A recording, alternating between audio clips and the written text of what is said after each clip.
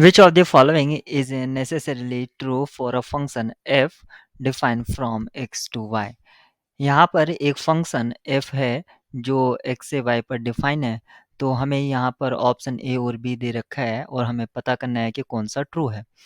अगर f injective है तो यहाँ पर ये बताना है कि there exist g such that y2x such that f of gy is equal to y for all y belongs to capital Y। क्या ये ट्रू है? तो हम देख लेते हैं। अगर फंक्शन इंजेक्टिव है इसका मतलब ये हुआ कि कार्ड क्योंकि फंक्शन जो है वो डिफाइन है x से y पर, तो यहाँ पर कार्डिनलिटी ऑफ x जो है वो लेस देन होगी कार्डिनलिटी ऑफ y से। तो यहाँ पर दो केस पॉसिबल हैं, एक तो कार्डिनलिटी ऑफ x और कार्डिनलिटी ऑफ y दोनों के बराबर हो जाए, और केस टू क्या होगा कि cardinality of x is strict less than cardinality of y। इस केस में तो g एग्जिस्ट कर सकता है, तो यहाँ पर तो ट्रू हो जाएगा। लेकिन इस केस में आपका जब cardinality of x strict less होगी कार्डिनलिटी ऑफ y से, तब एक onto function g there doesn't exist onto function g such that y2x, ये y2x क्या है, ये एक फंक्शन होगा जो y से x पर है, तो यहाँ पर फंक्शन एग्जिस्ट नहीं करेगा। इसको समझने के लिए आप वेन डायग्राम समझ सकते हैं। यहाँ पर अगर दो एलिमेंट हैं और यहाँ पर अगर आपके तीन एलिमेंट्स हैं, तो एक एलिमेंट की प्री इमेज नहीं मिलेगी।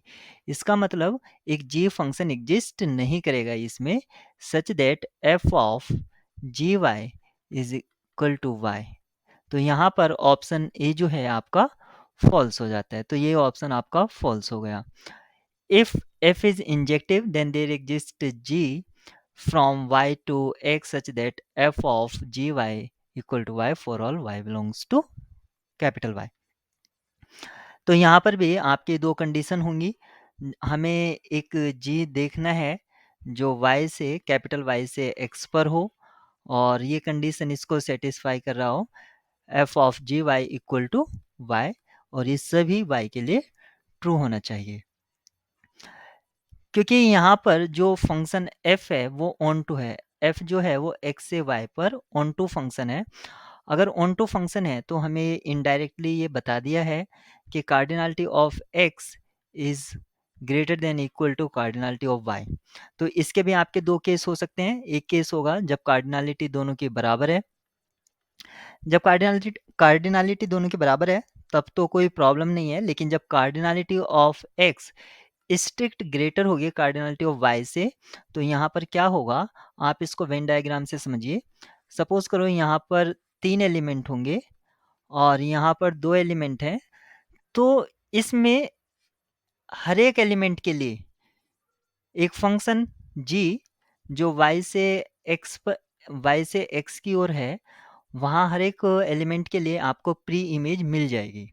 तो ऐसा जी एग्जिस्ट कर सकता है, तो यहाँ पर ये सेकंड ऑप्शन ट्रू होगा।